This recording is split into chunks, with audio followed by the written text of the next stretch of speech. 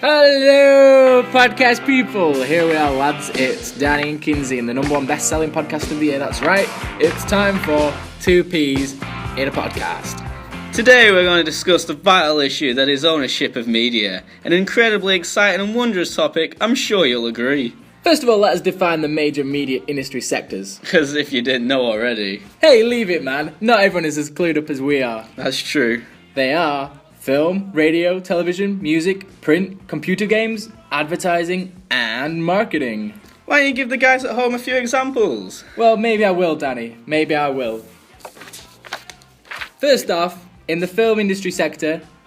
Isn't that the industry sector that produces movies, dude? Yes, it is. That is right, folks. In the film industry alone, there are such media Goliaths as MGM, 20th Century Fox,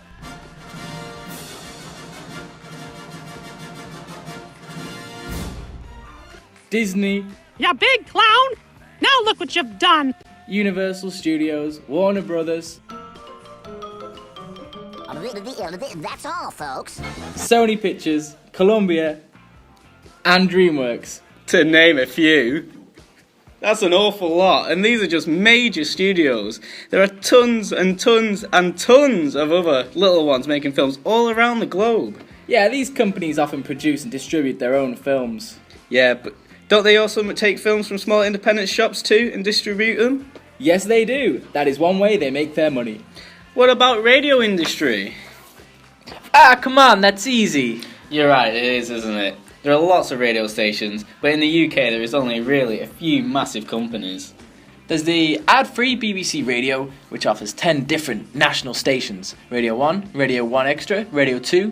BBC Radio 2, Ken Bruce. Hello, chums. Everything all right this morning? Oh, wonderful. It's a Monday again. Another week begins, and it's never the 18th of the month already. Doesn't time fly? Love is like... Radio 2, Radio 3, Radio 4, Radio 4 Extra, Radio 5 Live, Radio 5 Live Extra, Radio 6, and the Asian Network. Then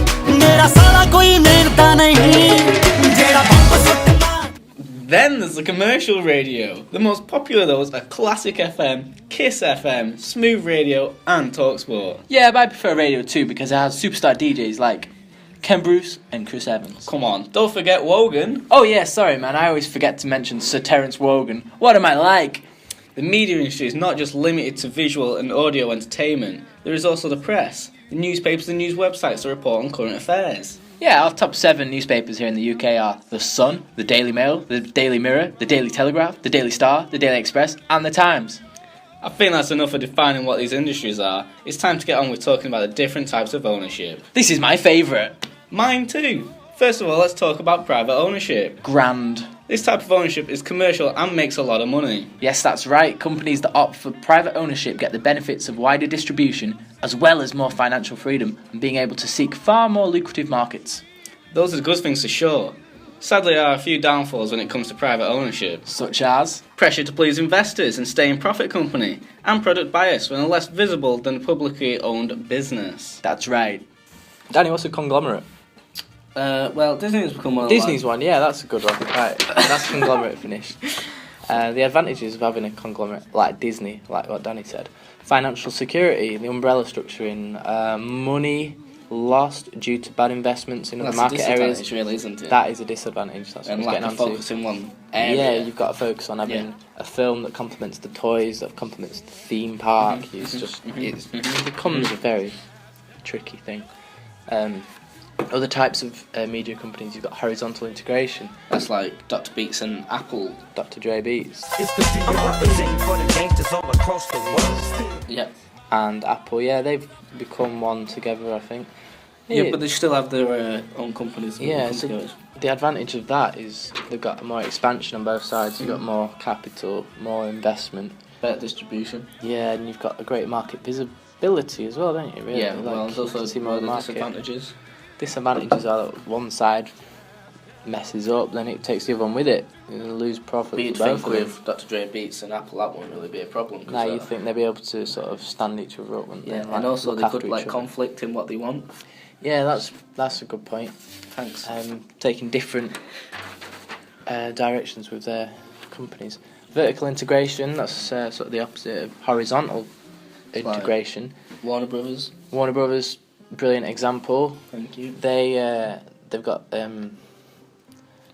they sort of do their own advertising, distribution, but they're also making their own films. So it's like they don't rely on other companies. They just do one thing and then they move down, do the next thing, move down, do the next thing, all the way down to releasing it on DVD, where they can do that as well.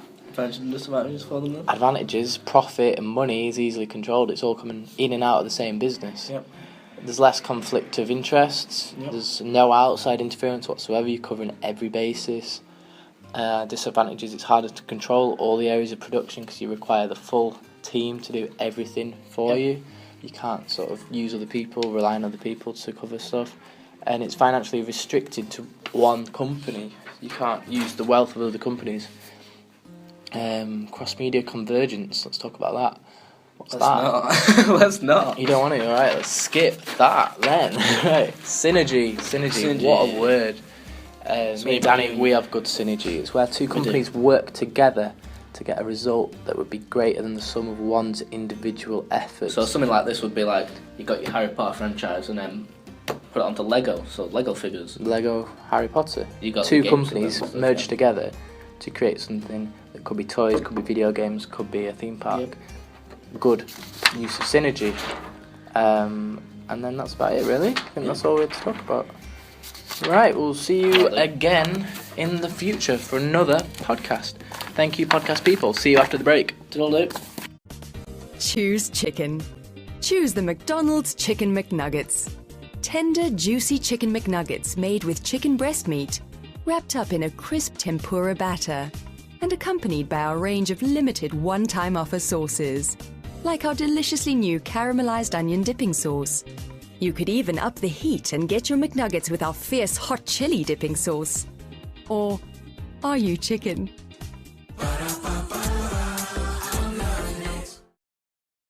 Hello, podcast people. Welcome back from that short break. We are here today in Studio 69, ready to get on with some hardcore podcasting. Danny, over to you. So firstly, we'll talk about constraints in this. A constraint is a limitation or restriction on something to prevent something else from happening. Like in the media industry, there are many limitations, laws and restrictions, and some regulations are technical, legal in the way they are provided by the law. That is right, that is very good. Employment legislation is a key issue that we can now talk about. It refers to the laws which help to protect employers and employees from unsafe working conditions, unhealthy situations. I'm going to say it all like that. Okay. This means that all health and safety regulations be properly assessed and considered, as well as the employees' rights and equal opportunities. Very good issue, key issue. What about employees' rights? Do they have any rights? Should they have any rights? Do they have any rights? Well, what about statutory rights? employees have rights at work, and they depend on the statutory rights and the contract of employment. The statutory rights are legal rights. Stat rights, you call them that. Stat rights. Easy to say, innit? Yeah, well. Stat rights are legal rights. Alright, we'll call it based on stats laws rights. Yeah. passed by government. Nearly all workers, regardless of the numbers of hours, what they work in the week, have certain legal rights. Yeah. Stat rights. There are some workers who are not entitled to any rights. Stat rights. They have no stat rights. The contract of employment is the agreement made between the employer and the employee. This could be in the form of a written agreement, contract, or what has just been verbally agreed with them. Can you think of anything else? Well, contract of employment will also include custom and practice agreements. Oh, yeah. They're things usually done in the workplace. For example, if the employee gives the employees a day's holiday in August, even though it's not mentioned in the written contract, this will form part of the contract of employment as it is usual practice. Very good. Let's talk about... The man with the strand. It's Danny Martin. Are you done? Hello. Hello there. Employees' rights. Whoa, they're interesting, aren't they? Employees got rights. Yeah. I got rights. You got lefts. You don't have rights. You've got lefts. Okay. That's an example that we could have talked about. Let's talk about it. Do you know any examples, Danny? For employee rights. Careful now, careful. The Houseman Warner, I don't know if you know her, Rebecca Raven. Oh yeah, I went to school with her. Well, she was an art teacher. Only joking, I didn't really. He got us all. It's all wittiness of Kinsey right there. Well, I sleep with this. yeah. She was an art teacher, but she was sacked from an independent all-girls school because she was pregnant. That's not a good thing, That's is not it? fair. But don't She worry. should have been pregnant. Don't worry. That's the worst thing She to won. do, too. She won a case for unfair dismissal, and because it breached the Employment Right Act, 1996. I remember that law. You can't be getting pregnant if you're an art teacher. Employers liability insurance. What is that?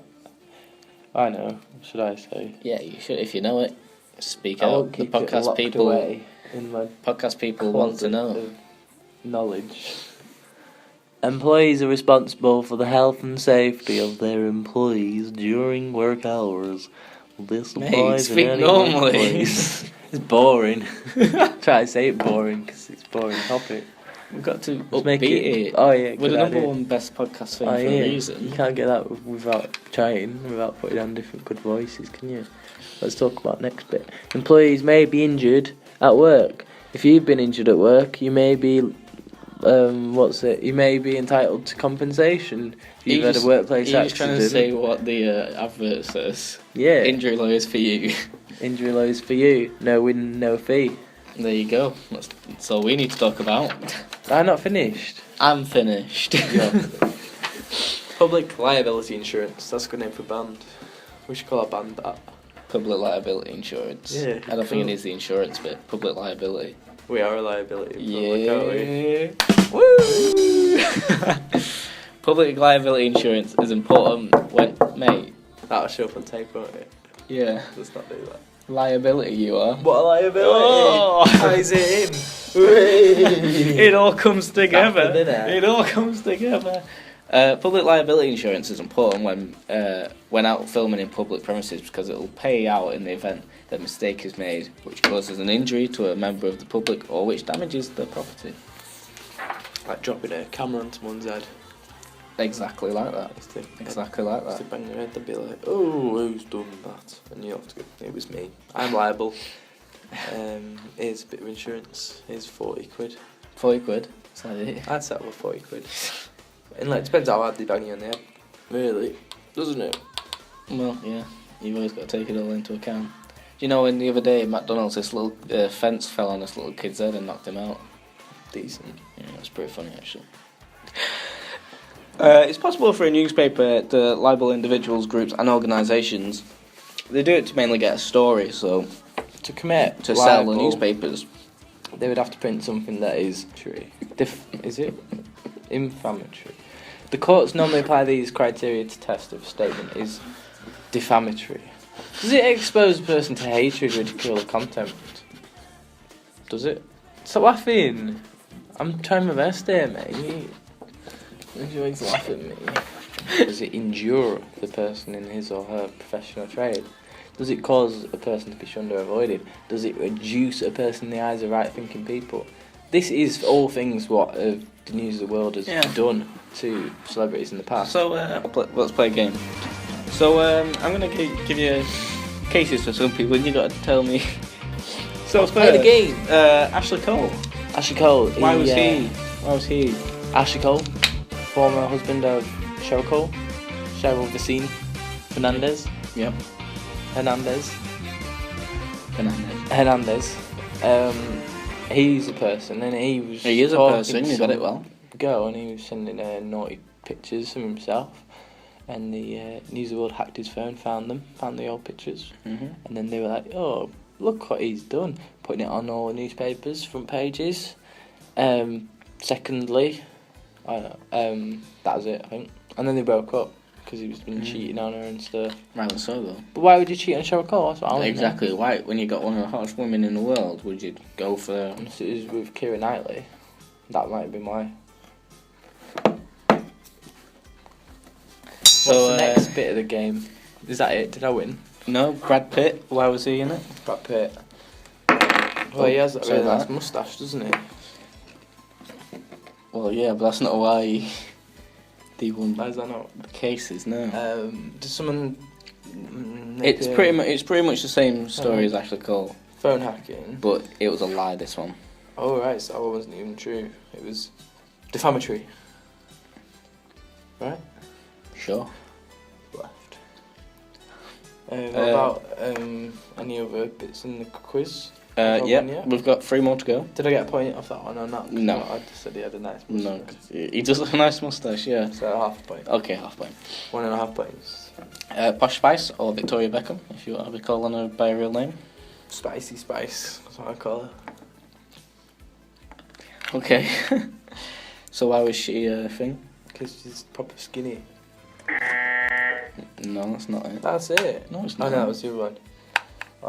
Because she's married to David Beckham. Beckham was cheating on her with Rebecca Lewis. Mm.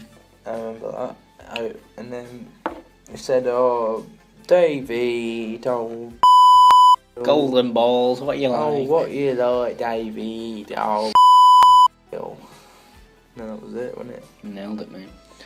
Point for that. Sure. Kerry Katona. Someone put naughty photos of Kerry Cantona on the internet, and everyone was looking at them. And then she was like, "Oi, what you doing?" Hey, they're my bits, not yours. She's Scouse, isn't she? I don't know. That's My mum's got deserves to it. watch then. And lastly, Keira Knightley.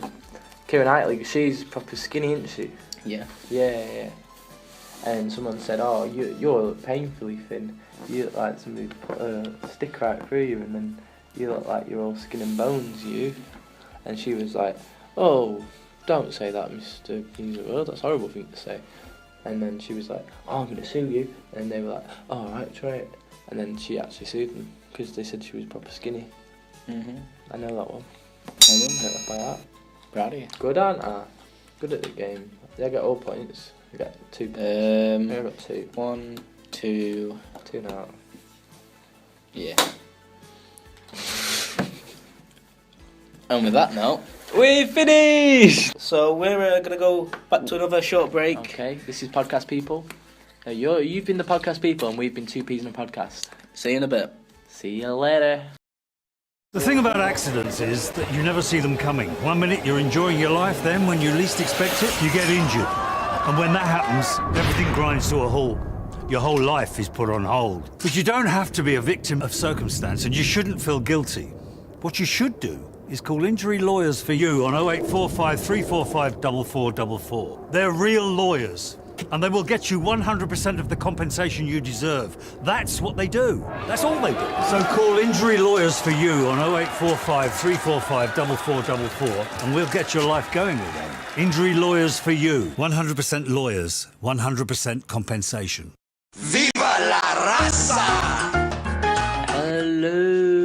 Hello, Podcast People. We are 2 Peas in a Podcast, the award-winning podcast series. We Not are sure back, why, but back from the break we are. with more and more than you could ever imagine.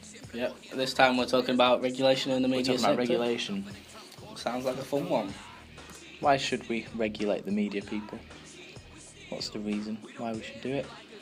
Well, here's your answer. Danny Wong. The media now affects nearly every aspect of our lives, so and it influences in the products we consume Yeah. via advertising. Yeah, our whole understanding of the world comes via news and documentary. Our leisure comes via film and broadcast fiction, games. Our methods of communication are often via the internet. It is widely acknowledged that this dominance gives the media huge influence. Now, when I was reading my books the other night, I came across a theory. What theory is that? Well, I think you'd like to hear about it. I would love It's to. quite interesting. It's the media effects theory. Oh, yeah. Yeah, you've heard of it. It rings a bell, yeah. Ah, yeah. I thought you might have heard of it, Danny. That sounds like the sort of thing you would have Yes. read about. Well, this is a theory that achieved widespread acceptance in society. It was first proposed by the Frankfurt School of Social Researchers in the 1920s. and it came as a reaction to people, and it came from a reaction the people had to Nazi propaganda. Now, this theory suggests that those who are exposed to violence in the media are influenced to behave in a violent manner. Now, that may or may not be true, but this theory believes that it is of the true category, the true variety. And although it is extremely difficult to prove this theory, a number of high-profile cases have been used to support the link between media and actual bodily violence. Batman murders. When was that? 2012? In 2012, there was a violent crime which the media were blamed for.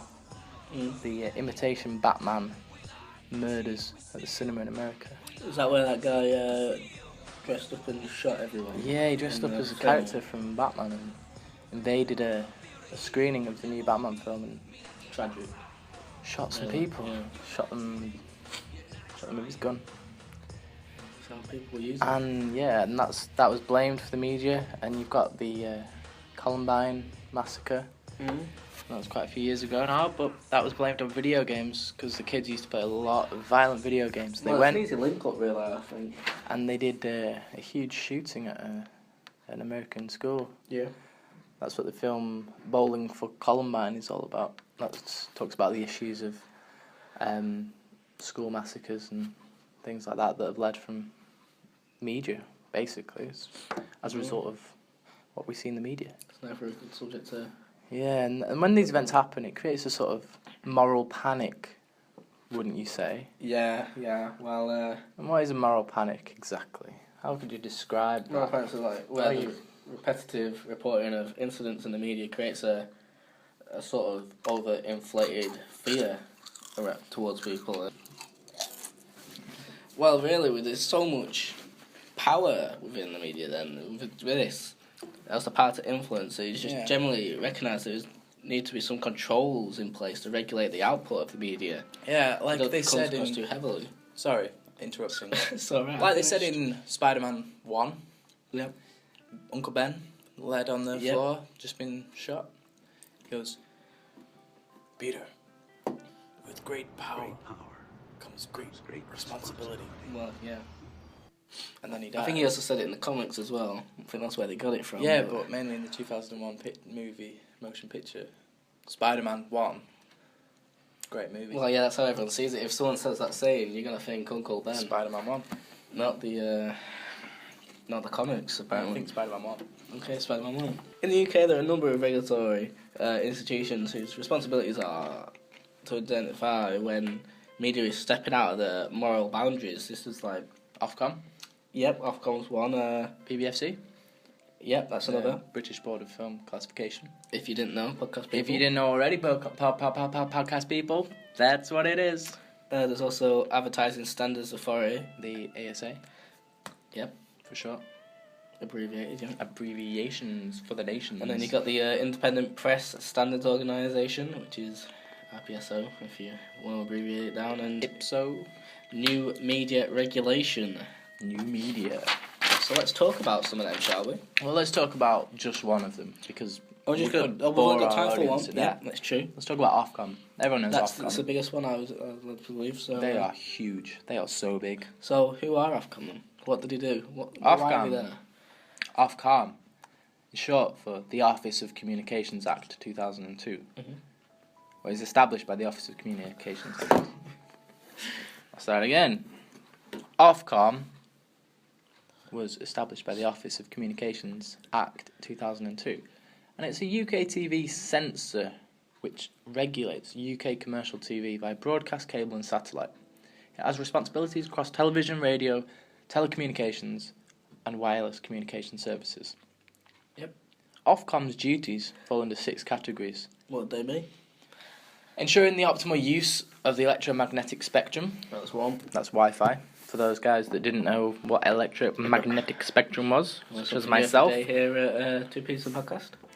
Ensuring that a wider range of electronic communication services, including high-speed data services, is available throughout the UK. Let's do. That's number 2. Number 3, ensuring a wide range of TV and radio services of high quality and high... Right, read that again. I've got crisps in my mouth. 1, 2, 3. Ensuring a wide range of TV and radio services of high quality and wide appeal is number 3. Number 4, maintaining plurality, mix, and the delivery of broadcasting. Can I get the next one? You can have the next two. Thanks, man. Applying adequate protection for audiences against the offensive or harmful material such as racism, which is very offensive and harmful.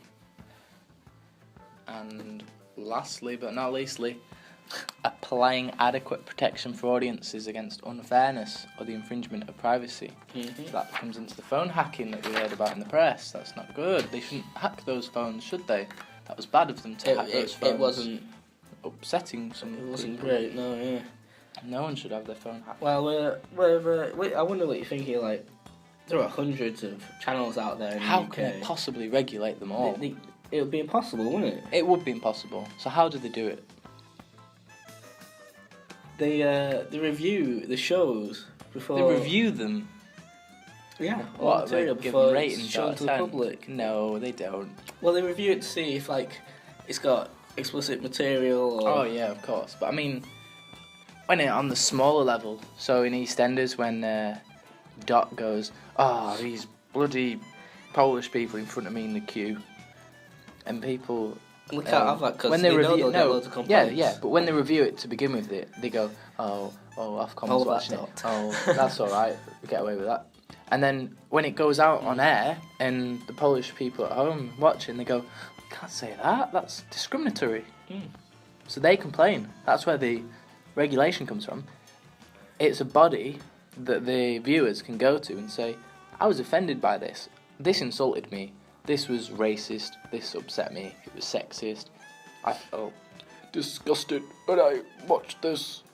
That's what they'll say. And then the complaints get read by Ofcom, and then Ofcom goes to the BBC or to ITV and they go, you have insulted this woman from Milton Keynes and she was very upset, say sorry to her or pay a fine. Yep. And that's how it works. That's how Ofcom works. And everyone's scared of it because they don't want that to happen to them. So it only investigates when complaints have been received from members of the public. Members of the public, yeah. Yeah. Broadcasters are encouraged to consider its code and it has the power to penalise organisations which end up going against the code because it's taking time out of their day. An example of that would be in Celebrity Big Brother 2006, if you remember correctly, yeah. When Shilpa Shetty was in it, the Indian actress, and Jade Goody, God rest her soul, said to Shilpa Shetty, she went, I said last night, Shilpa Papadum or something. Tens of thousands of viewers thought differently, that calling the Bollywood actress Shilpa Shetty Shilpa Papadum, saying she should go back home, was indeed offensive. Today, the Channel 4 boss admitted they were right. Shilpa Shetty had been the victim of racism. And that upset a lot of viewers, and they complained. And Jade Goody, God rest her soul, got kicked out of Big Brother. And that's fair enough, I'd say. Yep. Because they shouldn't be saying things like that. So let's talk more about that code then. Yeah, what's in it? What's in it, the code? Well, in setting the code, Ofcom has taken into account the following. Yeah. The degree of harm and offence likely to be caused, the likely size and composition of the potential audience. Oh yeah, that's a good thing to take. The likely expectations of the audience as to the nature of the programme's content. So have they expected to find that sort of thing or not? Exactly. Watching Family Guy, you well, can yeah, expect a lot different to what you get. If you're going to complain about a Family Guy thing, then you really... If you watch Tom and Jerry Kids, you're not expecting to see the sort of jokes that you get in Family Guy, are you? Exactly. You're expecting a little mouse to hit a cat on the head with a hammer. And I'm always for Tom's side, but it just never comes to him. You want the cat to win? I always want the cat to win. I think it's that's controversial. Let us know what you think about that, podcast people. If you've got any complaints, you know where Ofcom is. You think Danny's speaking out of his proverbial well, we're going to go back to the... Then perhaps you should complain to Ofcom. Let's go back to Don't complain about me, though. You do? Yeah. Next bit. carry on talking about the code. The likely expectations of the audience and the nature of the program's content, which we've just been through. The likelihood of people being unintentionally exposed to material. And lastly, the desirability of maintaining the independence of editorial control over program content. Yeah, that's important. An example of when Ofcom has gone out there and done something perhaps controversial is when they fined Jonathan and Russell Brand. With the Jonathan Ross and Russell Brand. Andrew Sachs, was it? Yeah, they rang him up on the old phone. The old phone. And they made I think it's better to say it was a prank call. Yeah. And some harsh words were left as an answering. It was like childish, message. really, though, wasn't it? It was childish. I think there was a song sang. There was some foul language, which is not acceptable on the Queen's favourite radio station, BBC Radio 2. Is it still a favourite, though? I doubt it will be anymore. Hello, Andrew Sachs. This is Russell Brand. I'm a great appreciator of your work over the decades. You're going to be on my show now, mate. I don't know why you're not answering the phone. It's a bit difficult. I'm here with Jonathan Ross. Hello, Andrew. That's Jonathan Ross speaking now. I apologise. I said Andrew Sachs! He's an idiot. Look, Andrew Sachs, I've got respect for you and your lineage and progeny. Never let that be questioned. Don't hint. I wasn't hinting! Why did that come across as a hint? Because you know what you're doing. That wasn't a hint! Now, when you were... It's a granddaughter! And basically, they both lost their jobs at the BBC because of one silly moment. But I think what was strange with that was that Ofcom, they fined the pair, how much was it? 200,000? I couldn't tell you. It was a great deal of money. If you find that out. 200,000, I think, we'll go with. Not very good at our research here. Hey, we've done enough research. We've got research coming out of our ears now. Not in depth, clearly. But that's... The thing that struck me as strange about that whole situation was that they received 2 complaints, or less than that. I don't think they received... I don't think Andrew Sachs didn't even... He didn't complain. When the show went out, there was no complaints. And you got to think the daughter they're talking about, she got a lot of publicity. She got a lot of publicity. And it wasn't until The Sun wrote a story claiming that they'd done it that the story ever happened. And then all these complaints came in, but they only came in straight after it was published in The Sun, so I don't think it was particularly fair in terms of the ruling. That I think the fine perhaps is alright, but they shouldn't have lost their jobs over something like that, especially since, according to Ofcom's rules, nobody was offended when it was put out. It's just people that have gone and found it, just wanting to be offended, have actually done that. Or people who've just sort of prank called Ofcom in return, in retaliation, to try and get them sacked. I think it's a bit stupid, don't you, Danny, to be fair, the whole situation. Well, yeah, it all got out of hand. I suppose they were in the wrong in the first place. So they're in the wrong, what goes around comes around. Yep. That's what they say. So that's the end of Ofcom. Yeah, we can stop talking about them now, because I think we ought to. They've upset us, haven't they? Well, yeah, I'm a little the regulations. Right now, yeah. And Danny might be getting a fine off them, so we should stop talking about them in case I lose my job. I was thinking about replacing him anyway. It's fine. I don't know if you've heard of the film, Serbian film. It's pretty rough. No, it's not good. I've personally not watched it. Neither I wouldn't recommend I don't want anybody watching it, really, Yeah. from what it sounds like. But it's a good sort of case study when we talk about age ratings on films. Mm-hmm. There is age ratings on films, and in order for a film to be released, it has to adhere to at least an 18 rating, which means that only people who are 18 and over can watch it. I don't think a Serbian film qualified for that rating. It's a bit... I think it went over and above that. Yeah, well... Received a restricted showing. It's got thing, hasn't it? You can't watch it in England, like... You know, there was... Doesn't surprise me. Tom, our friend, was on about how... I won't call him our friend. Our person, colleague, perhaps. person we're stuck with. he had a friend who brought it in and put it on in his old school, and he ended up like the police or something. I think it was. Ended up taking it away, and he like got. I know Tom talks a lot of rubbish, but what he said was that his friend got deported as a result of broadcasting this film to his classmates. Currently back in Serbia. To be honest, I don't know whether I believe that. He does have a tendency to make things up, but some bits might be true. Some bits might have been taken out. He put the video on. Probably got in trouble for it. Yeah, but yeah, it's a bit odd. Right, let's. These BBFC guidelines, they dictate what audience a film should receive. So they go from U, PG, 12A, 12, 15, 18, and then restricted, which is basically, it depends what's in there. It all depends on the content. So if there's a bit of sex in it, but it's not like all shown and that, it'll be an 18. But if there's just a bit of boobs in it, then it'll be 15. And then the scale goes down from there, and it's not just sexual things that sort of dictate what it should be. There's also drug use and violence, and so you can imagine the more illegal drug use, the more violence in a film, the higher up the scale it goes.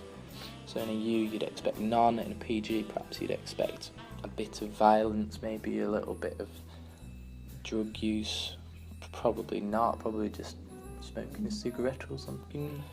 And then as you're going up the scale you expect more and more, until you get something like Trainspotting, full of drugs, full of violence, full of swearing. And a baby crawling on the roof and turning its head the other way around. It's a bit... Yeah, I mean that's not the sort of thing you want your 12-year-old watching. No. I think I watched it when I was 12. I say, man. Look how he turned out. Yeah.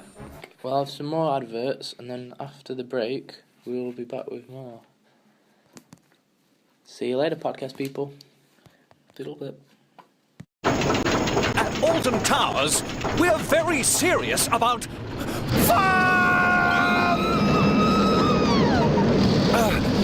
sorry about that. As well as being the UK's leading theme park, we've got 40,000 square foot water park, luxury spa, and 2 themed hotels. But impressive as all this is, it's the enthusiasm and dedication of our team that really makes us special. And right now, we're looking for more cool-headed people to join us right across our business.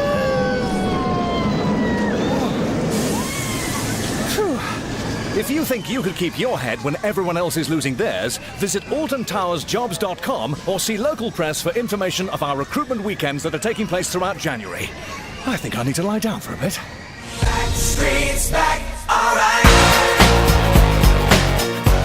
Hey podcast people, we're back from that short break. We are 2 Ps in the podcast. And you are our podcast people. Today we are talking about employment opportunities and job roles in the media sector. First off, let's talk about all the different types of employment. Yes, what have we got, Mr. Bland? Well, over there in the blue corner, we've got employed, which goes down to casual, permanent, temporary and part-time. And what about that self-employed business? When you're self-employed, you own your own business or you work freelance? You blow my mind sometimes. I learn something new My every intelligence cannot be contained within a box. So let's first talk about all the employed type things. Oh yeah, those people. Let's talk about those first. The advantage of being employed is if you earn below 10,000, you will have tax deducted. Anything over will be deducted, however. Yeah, that is true. And employed people are employed under contract to employment, which sets out the terms and conditions of the employment, such as working hours, holidays, and roles and responsibilities. Those are all really good things to have if you have a job. Yeah, well, and as an employee, your employer is responsible for deducting tax and national insurance for a pay-as-you-earn scheme. Now, those schemes are really good, aren't they, Danny? I've heard about those in the newspaper. Mate, they are the best. Those are good schemes. Can't get better. On top of that, you've got other advantages such as contracted hours, which means you know exactly how many hours you're working in a week.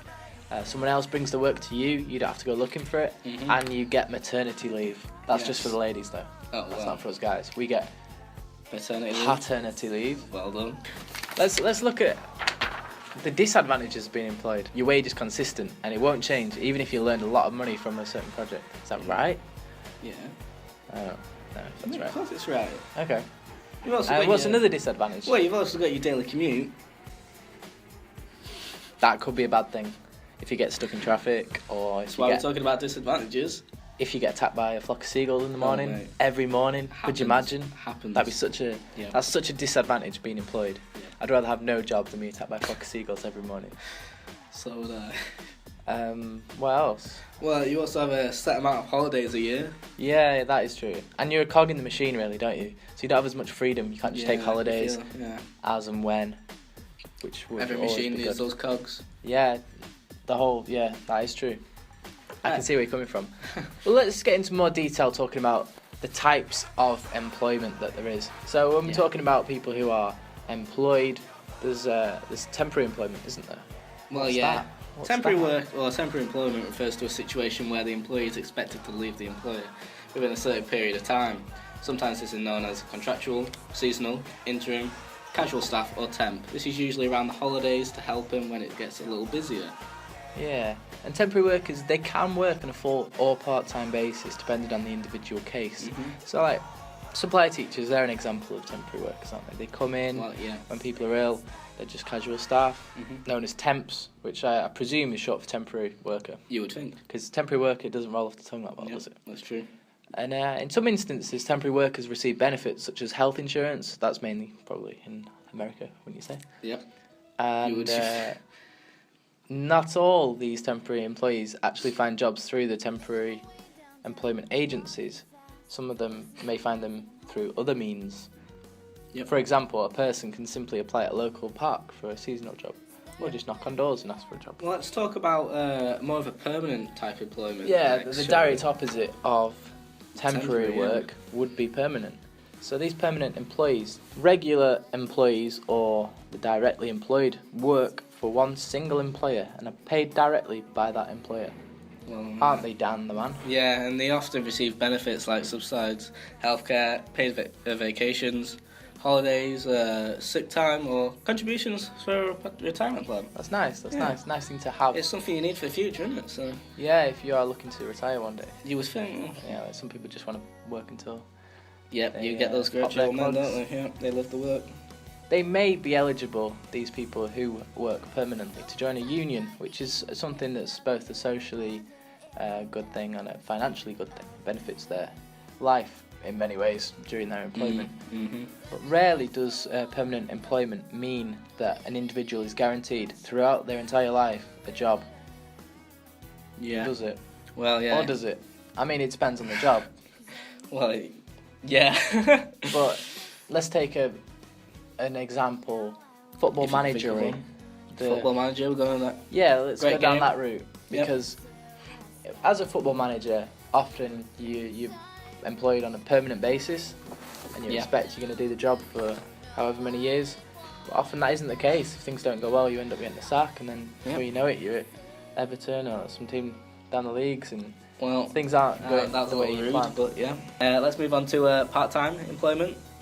Yeah, that's somewhere in between. It's like it's not temporary because they work all the time, but they don't work every hour of the week. They just work on a part-time basis. Yep, I work part-time at the moment. Really? Would you like to tell us and the podcast people a bit more about Of that? course I would. They're like my family, they are, so I can tell them anything. They are like your family.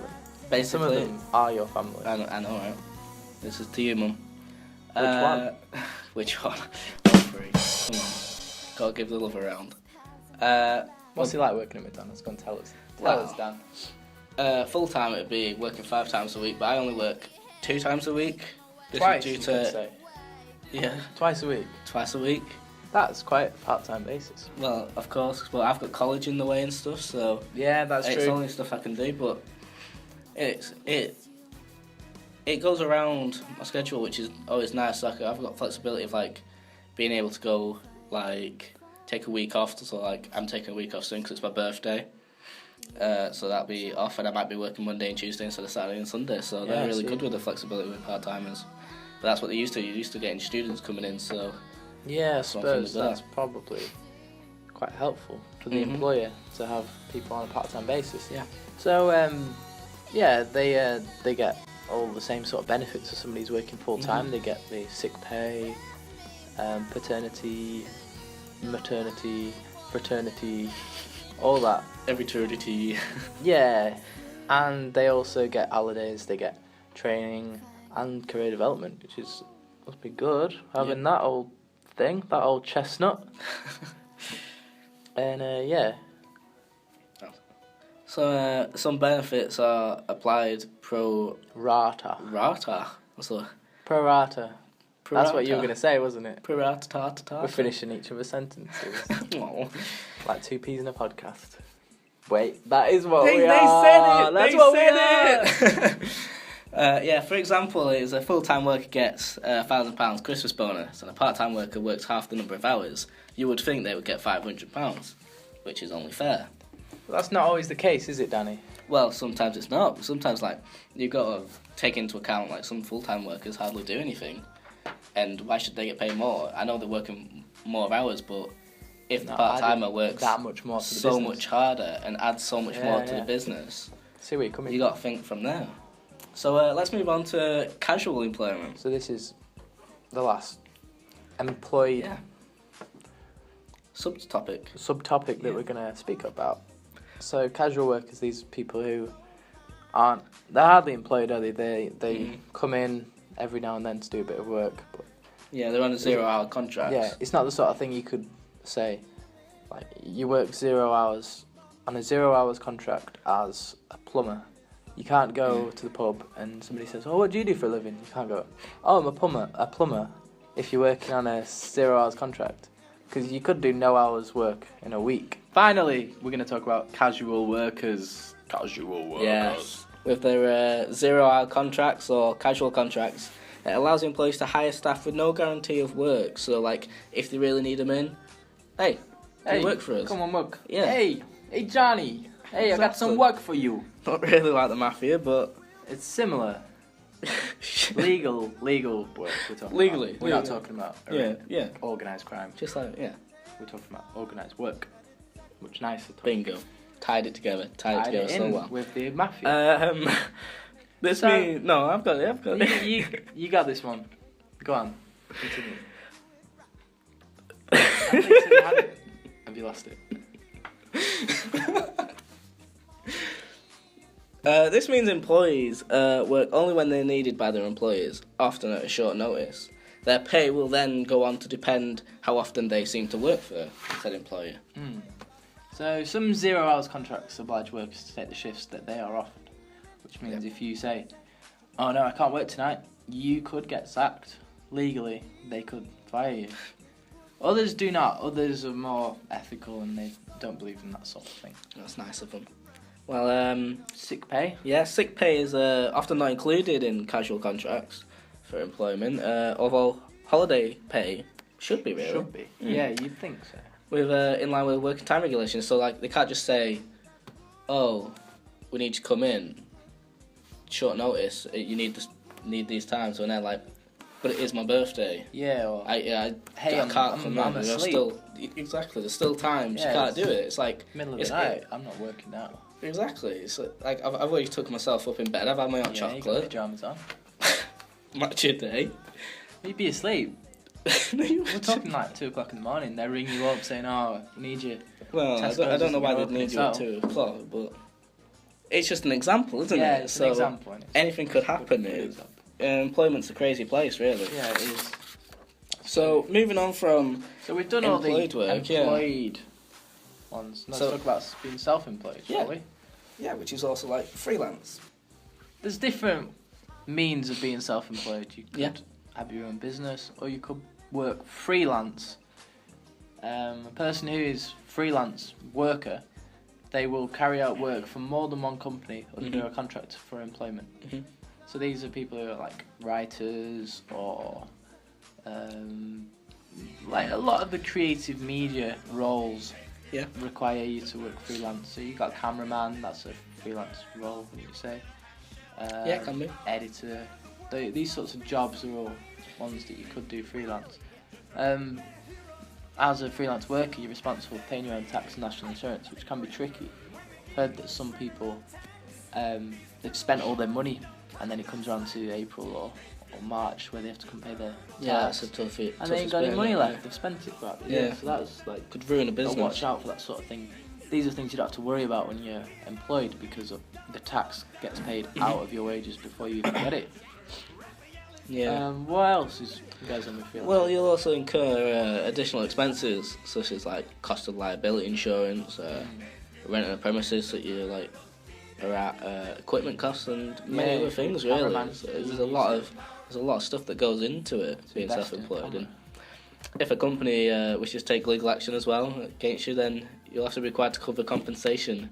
And this is personal liability. Yeah, that's where the liability insurance comes in. Yep. So you can't afford to fork out if you can't keep paying it all, can you? If you trip up an old lady in the street or something while you're Rush your working, blood. Rush your blood. You're liable. You'd have to cover her, whatever you, hospital Yep. bills if you're in America. Well, it all seems quite bad at the moment, but let's actually go in and talk about the advantages of being self-employed. Yeah, I mean, sure, there's probably as many advantages as there is disadvantages. You'd like to think, or else why would people do it, really? Yeah, if the pros don't outweigh the cons. Yeah, well, the first main reason people are self-employed is potentially you can get more money.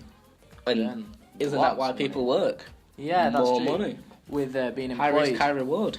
Being employed, you can only be paid up to a certain wage bracket. Yep. And then once you reach the top of your game, it's like, all right, well, you earn the top wages now. No going up from here.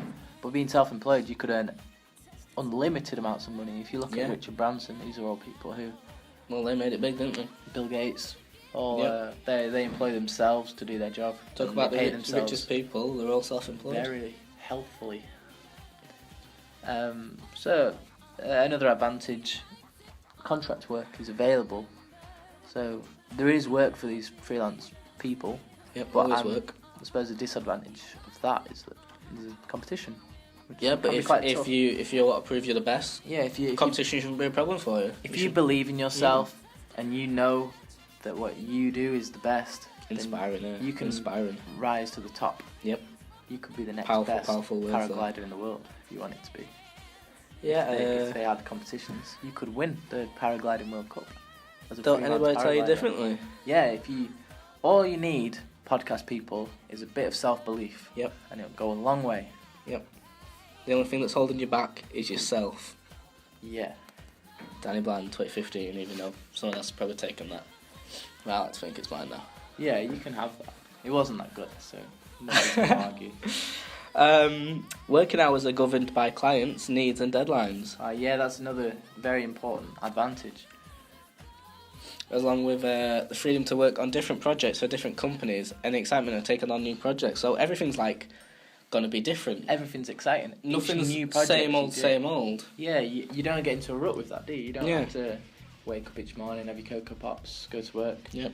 Get the bus and go, what a rubbish day. Yep. Oh, I get that it's not like that tomorrow. Oh wait, Bam, yes it is. It's like that tomorrow. Yep. When you're working freelance or self-employed, you can take on your own challenges. You can make life exactly how you want it to be. Tailor-make your own work life to be exactly how you want it to be. Sounds like a pretty good thing to me. Yeah, we've juiced self-employment up quite a bit now, so let's knock it right back down with some disadvantages. We've brought his confidence right up to the top, so let's start. That's how you get 'em. Pecking it down until it's right down at the bottom, and nobody wants to do it. One of the main disadvantages is the cost of running your own office, rent, insurance, computer, internet. It costs, man. Yeah.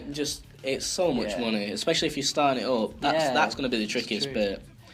Being self-employed, you've got no IT department to come fix your computer. You have to fix it yourself. Just try it on, turn it on and off again. You can't just borrow a stapler. You have to buy your own stapler. So little things like that. They all add up. Oh mate, the day you don't have a think stapler. about that. And when you're employed, you can take holidays. You're entitled to holidays, so you ought to take holidays. They encourage it. But when you're self-employed, you're the only person that has a say. So if you're losing, you can take the holidays, but you're gonna lose. Yeah, you're gonna lose earnings, a lot aren't of your you? earnings by taking a holiday. Is it worth it? Some may ask. It better be a good holiday, is what I'm saying. Yeah, you want to go somewhere good, like maybe anywhere but Wales. Anywhere but Wales. Yeah, it's pretty much what you just said. the lack of regular income. Yeah. You've got the hassle of sorting out your own finances, doing your accounts. You never have the chance to switch off from your work. Yeah, sometimes you like think, oh, I'm self-employed, I choose my own hours, but most of those times you need those hours to do everything. Yeah. Or else you're not There's going to never enough hours in the day, Mhm. I've found. Yep. There's only 24. And some of those you need to sleep through. I would say at least 7 or 8. 8, yeah, at least. That's pushing it. But That's if you 6 at the least. I think you have 6 hours sleep a night, you'd be unhealthy. You'd be. Well, I wouldn't fancy that. I'm 10 not hours. myself the healthiest right now. I've had 12 hours sleep before in the past, and that has done me no harm. That's all I'll Was say. it good for you? That's half a day though. I'm So you're losing a lot of time. That's true. So let's go on. Let's stop talking You know what about they say. self-employed. You know what they say. Go on. Life is for the living. Yeah, Not I don't think sleeping. anyone else is going to bother about taking that one either. All right. Let's move on to volunteer work. Now this is work that you probably already know. Mhm. You don't get paid for. Some people, some You don't people get think, paid for working. what's the point in volunteer work? What is the work? What is the point? It's I just mean, like of working it's if like- you're not getting you gotta any money think. for it. I know, it's Sounds not ridiculous. I know, That whole man, concept. I know, but you get experience of what you're doing. Like if you want to go into something, that will help you. Then I don't think help there's you many meet new advantages, people. You can meet people in the street. Meet new. people I know on you the could bus. be. Yeah, but they could turn Meet out to be people down like the pub. stabbers or stuff. Yeah, I know. There's a lot of people who stab. Like, do you want that? People who are I don't want volunteering, they're not going to be. Oh, I'm going to stab you today. Well, why are they volunteering? That's what I want to know. It looks it's good on the fishy, CV. It's weird. It's creepy. Nah, I'd say it's a bit creepy. I think Working. volunteers are a great I bet bunch they're of weirdos. people. I'm not going to do it myself, I wouldn't do it. but Just because of the weirdos you meet. unless I need it for a future job. But I'm quite here managing this Yeah. 2Ps on a podcast at the moment, so Yeah, I mean, it pays well, this job. We're not going to go into our wages. And suddenly we have light once more. You can't see that in the studio, but our lights are back on. Somebody's watching us. So let's go on. Since though you seem to not like I'm so volunteerism against much, it. let's talk I've about got no the problem. disadvantages. I have no problem with the concept of volunteering. Okay. I think it's a noble thing to do. Uh-huh. But obviously the disadvantages are you don't get paid. You ain't got no money for doing it. Why have you gone weird with your accent? I'm just making a point. And that's how you do it with your weird accent. That's the best way to make it. Okay. And it's time consuming as well. I mean, you could work a job and you work in 7 hours, 8 hours a day, and you get paid decently for that. Well, that's what I'm like when I get my job. I'm like, well, I've been here a while. And you got to think, hey, You've got money at the end that's of like the day. 60 quid there. Imagine for a day. if you were somewhere building huts for underprivileged children Mhm. in perhaps Nairobi. Nairobi, yeah, great spot. Then, like, at the end of the day, you've worked perhaps 9 hours and you've got no money for it. Yeah, but you got to think that could be. You'd be knackered. You've just built a home for somebody. Won't that make you feel something inside? Better than I payment. suppose. This is something I hadn't thought about before. Mm. Maybe that's another advantage. You get a sort of nice warm feeling inside you. Feeling of happiness. That's why people volunteer. I might become a volunteer now. Oh, so you've changed your me. your ways. Yeah, you've swayed me, Danny. Well, there you They go. don't call you the swayer for nothing. There you go. You heard it here first. Kids will be building houses for small, little underprivileged kiddies. Yep. And I'll be teaching them a thing or two about making podcasts. Okay. So let's go into job roles in creative media industry. Yeah. That's what we're mainly here to talk about. The media. All that was industry. just an introduction. That, Now we're yeah, getting that just to the gets it up. meaty Build stuff. it up. Mm. So that 20 minutes, that was just an intro. That's it. You're That's right, welcome. folks. There's more to come. You ain't done with us yet. So let's talk about the job roles in creative media industry. This is the main thing we want to get into. So this is what we're going to talk to. All that stuff just then was just like an intro. to this. It's just a short sort of So introduction. management in the process of getting people together to either achieve a goal or an objective. To be an effective manager, you have to make good use of your resources. The managerial aspect of the media can come in several forms, such as production manager. Yeah, that's the most obvious one, isn't it? You Really? would think, The manager's the beginning step in making any piece of work that you're looking to create. They often overlook all the aspects of the production work, however, they do not control what happens on set.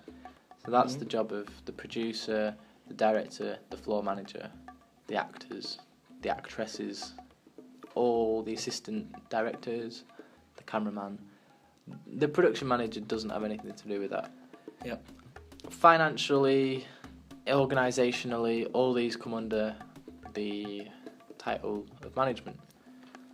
So, I didn't say that right, did I? Financial, organisational. Financial and organisational. Financial and organisational skills can be handy in this sort of job. That's not even right either. I won't read that bit. So, let's talk about organisational jobs. These are people who have the ability to manage people, objects and different projects and make sure that everything goes to plan and that they meet the deadlines. They are in charge of positioning items, people, etc. So they're in charge of positioning of items or people and make sure everyone has a job on set or working within the production. So, organisational jobs, job roles, you could describe transport managers as an organisational job. Or the transport captain. Yeah, what's he do, Danny? Why are you going to do that? You know what he does? No, I don't. He's the captain of the transport. He's in Well, I charge thought that of- would be too obvious to say. Well, Like the Jackie it's not. Elker of Everton. Yeah, Martinez is the transport manager and Jagielka is the transport captain. Brilliant. Location, unit manager. No, that's not one, is it? Yeah, well, it must be. I know it doesn't look like it's written right. The way I read it sounded wrong. Catering jobs. Catering, that's an organisational thing. Got to feed the task force. Mm-hmm. And publicity skills. These are things that are important. Furthermore, business and administration. This is a very important role in filmmaking. Tell them, Danny. Well, administration can be defined as a universal process of organising people and resources efficiently within the film production and the different departments. This helps them achieve the goals and objectives they have set out for their brief. So different job roles in the administrative area. Paperwork. Yep. The boring stuff. Accounts. Accounting, yep. Casting. Health and safety. Location choices. Choosing. Yep. And the transport and catering like we mentioned before. Yeah. Still administrative roles. And now let's talk about the creative side of industry. The juicy stuff. Oh, isn't it juicy? Well, these help set the scene and make the film accurate and realistic for the audience. In addition, they also help to portray a genre within a film or a different form of media. For example, in horror films, the creative team will play a very important role. They use makeup, costumes, props to set the scene and make what the film director wants to record and so what for a horror they film, it'd be envision. Scary makeup. Yeah, like make 'em gashes look on like a their ghost, arms, put a sheet over blood. their head, look like a ghost. Ooh, sound effects, yep. The whole shebang. So, different job roles in this would be... The director? Yep. Is that one? Of course. Can I guess the rest? See if I can get them. Yep, go on out. Let's play a little mini game.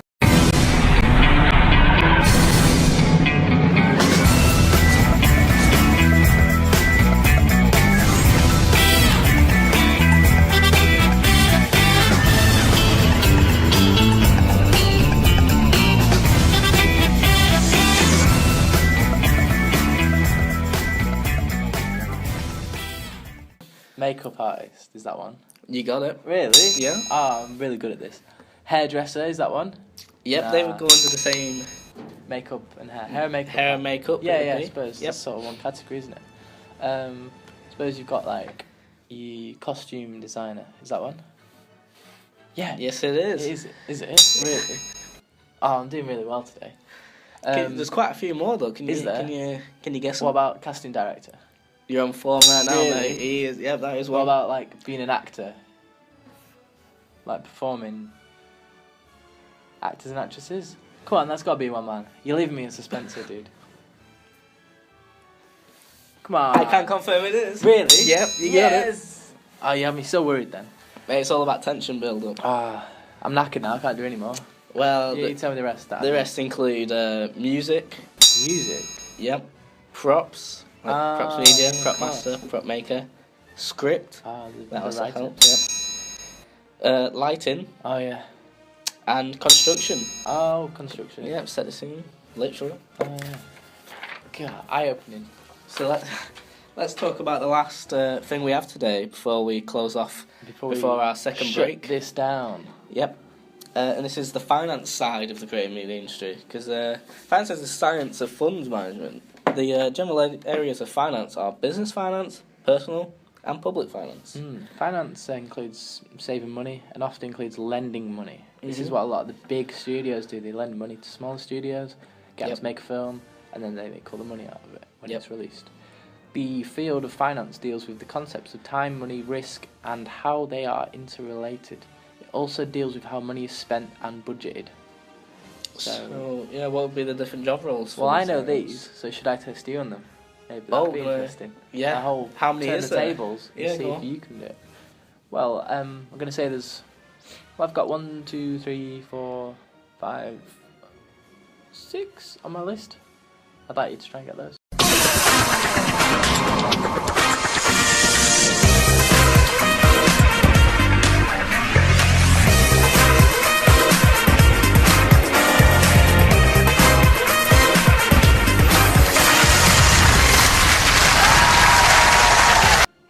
All 6. Yeah, if you can 6 get for 6, 6. Oh, I will buy you a hot dog from Wetherspoons. If I get them all right, our podcast people will probably think I'm going to be cheating here. Yeah, well... Don't want that. No, I've got my sheet of paper, listen. And I can tell you, it's definitely facing me and not Danny. Danny, you can't read them, can you? No, I cannot. Right, go on. So I'm going to go with... Thinking about finance, you're going to go with, like, accounts and stuff, are you? So I'm going to go, like, production accountant.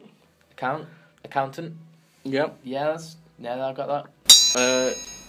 Key assistant accounting. Yep.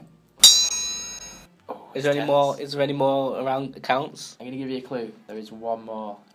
It's not really a clue. I've assisted you Assistant there. accounting. Yeah, he's got it. Lovely. Right, Alright, now the totally different areas now we're looking at. well, I'm thinking something like a sales agent. Yeah, that's right. Is that right? And that means there's only 2 left to get. Only 2 left. Can you get them? Well, I'm thinking, like, around finance, you got... The sweat pouring off your forehead right now. I know, I'm trying to think. If only you could see this. You want to, like, advertise it out there. So I'm thinking, like, publicity. Yeah, a publicist. Publicist, yeah. That's what I've got. Is that right? Yeah. So there's one more. One left, which is...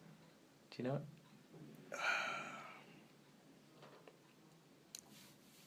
So close, I don't know. It's the accounting captain.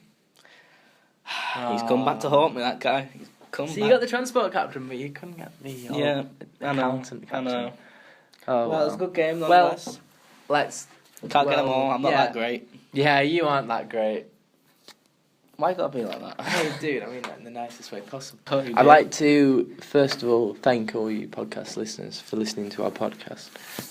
And secondly, I'd like to thank everybody who's ever helped me on the route to making podcasts. Mate, it's not the last ever podcast. It could be. We might not come back to this. Yeah, that's true, podcast people. I hate for you to find out this way, but we might not ever do another podcast again. It's been a tough ride. There's been many ups been a roller and many coaster, downs, hasn't it? During this whole thing. It's been a troublesome road, and we're just going to finish with a song. The road is long, doom doom, with many a winding turn that leads us to. Sing it, Danny. I don't know what it is. Where? Who knows where?